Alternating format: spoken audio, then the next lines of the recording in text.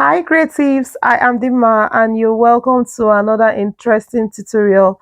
On today's tutorial, I'll be sharing with you how to make the stylish, beautiful, structured, pleated detail or design that you can see on this dress. If this sounds like what you've been interested in, then you have to stay till the end. Do not skip any part of this video so that you will not miss out on any detail. And I have to mention that if you want your outcome to be smooth like the one in the picture, you have to use a fabric like satin or duchess or any silky fabric that is not so heavy. I used damask for mine, and that is why it is appearing the way it is, but of course it is beautiful. So to start this, I will just measure where I want the detail to be. Anywhere you want your detail to be, go ahead and measure it. So when I measured, I got 27 inches. Yes. So this is how I placed my tape and measured round where I want this detail to be, and I got 27 inches. Now the next thing to do is just to go ahead and get your fabric. Okay, get your fabric. You can see that this fabric is on fold. I'll show you the dimension right now. So when I measured, I got 24 inches. So just the way you saw me measure it, I got 24 inches, but of course the fabric is by 60. You can see how I folded it. Okay, I folded on fold and then placed on triangle or bias grain. So I had to go ahead and measure to see if it would give me up to the 27 inches that we got earlier. So now I had to cut out this end of the fabric and then cut out this end as well. So ensure to do exactly what I did, then you get my result exactly. So you can see how I'm cutting it all through. I'm going to show you what the measurement is. And this fabric is on fold. And when I measured right on fold like this, I got 5¾ inches. Okay, meaning that when it's opened up, it is about 11½ inches. Yes, as in when it's opened up like this is about 11½ inches, and I have two of that, and that is what you'll be needing for this. Of course, the length, the longer part of this rectangle should be up to 27 inches or at least 28 inches, so that when you take in your seam allowance, it will be exactly 27. So here I'm just cutting out what I need to add up to make up that angle, that because if I trim from there, it will not give me up to 27 inches length. So I had to include that, point, but then I had to join it to make it up. So here I have pepper stay, not gum stay. Please, I use pepper stay for this. Feel free to use any medium weight interfacing, not heavyweight interfacing. So I ironed it from the pepper stay side. I didn't iron from the fabric part so that you don't burn the fabric. This fabric is damask. Okay, so the next thing is to stitch around it and leave an opening just here. So I'm going to go ahead and stitch around it. Just as you can see, I've stitched it. I'm just trimming off all of the excesses right on the edges.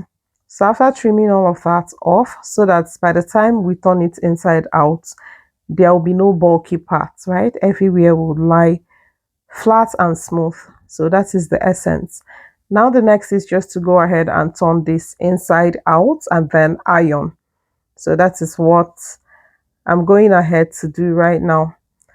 So when I measured, I got 10 inches, and that means that each of the pleats will be 2½ because I want to get 4 pleats.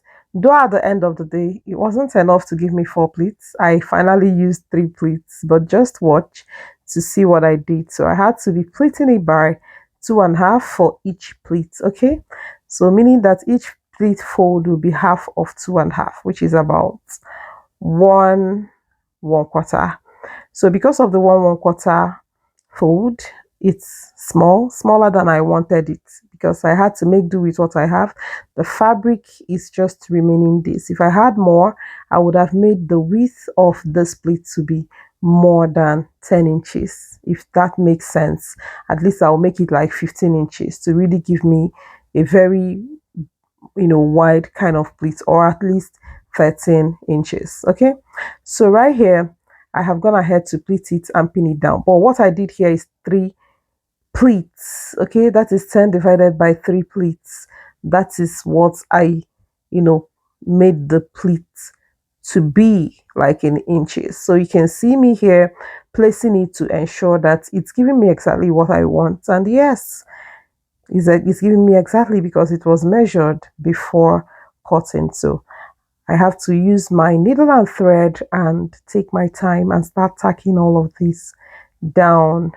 Trust me, if you use a fabric like satin or duchess or any silky fabric that is not heavy, it's going to be quite flat, just as you can see in the picture. But this is damask, and that is why it is having that kind of fullness. But trust me, it still came out very beautiful, as you can see. So I had to go ahead and tack all of this with my hand, with my needle and thread. It's really a patient work if you want to get it neat and fine. It's not hard, but it's what you have to be patient while doing it. So I'm showing you all of the process I took to tack it so that you will understand what I did. If I get to where the structure is laying flat, I was looking at the picture as I was tacking. So if I get to where the structure looks like flat, like facing the cloth, I still place it that way and tack it down. So that is what I did all through. And if I get to where it is standing, I will still place it that way and tack it down. So that is how to go about it till you tack all of that. You can see the end of it. I didn't hold it with pins because that end is supposed to be open just like that, and you're going to see how I tacked that open part of this detail.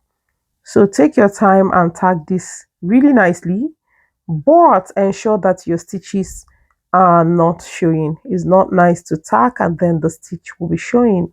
Okay, learn how to tack invisibly. As you're seeing all of this detail, you can't trace where the stitch is. Yes, that is how careful I am with my tacking. You can see the thread, you can't even like place where the tackings are, except you really come close to start looking out for it, like opening it up. Of course, nobody is gonna do that while someone is wearing a dress. So right here, you can see how I am tacking this part. I have to tack it down really nicely and then take my time to arrange that open part of the pleat. I hope this makes sense. If you've not subscribed to my channel and you have watched up to this stage, what are you waiting for? Here on the channel, I share lots of fun sewing tutorial video, pattern drafting videos, and much more. Yes, I'll be sharing much more this year on the channel, and you will not want to miss any part of it. Lots of pattern drafting, lots of sewing tips, lots of cutting and sewing. Trust me, you will be learning a whole lot. Join the family and you will not regret it. Also, remember to turn on your notification bell to be the first to know each time I upload my videos. So right here, you can see how I am tacking down the pleated parts. Watch closely to see what I am doing. I can't say much about how I'm doing this, but if you watch what I'm doing right here, you can see how I am arranging the pleats and the points that I am tacking. I'm very strategic right here so that the pleats will show while laying really structured and fine on the cloth. So watch closely to see the parts that I am tacking on this piece and how I am arranging all of that. So you can see me pleating down there and tacking this end.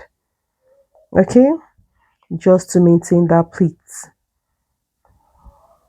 Okay, after all of this, you can see how it is coming out. You can see the pleat is more visible because of how strategic I tacked that point. So see how I pushed it down and I'm tacking here. Okay, so this way your pleats will stay. You know that this is a damask fabric. I even had to pin it down to like make the pleats to relax, to make the pleats to sit well, because damask is sort of heavy and it doesn't really relax like pure cotton or pure silk fabric, if that makes sense. Okay, so if you want yours to be slim, like slim and really flat, you may have to use a fabric like satin, or I know that Mikado silk will also give a good result, but fabric like Duchess would do excellently well with this, trust me. So it will do very well with it, and it will lay flat and beautiful. So you can see what I got at the end of the day. Do you like it? Are you going to try it? Give this video a thumbs up if you enjoyed it, and also comment. Let me know what you think in the comment section. Okay, thanks for watching, and thanks for always stopping by to watch my videos. I do not take any one of you or all of that you do for granted. I appreciate you all, and of course I love you all. I will see you in my next one. Bye for now. Love you all. Bye.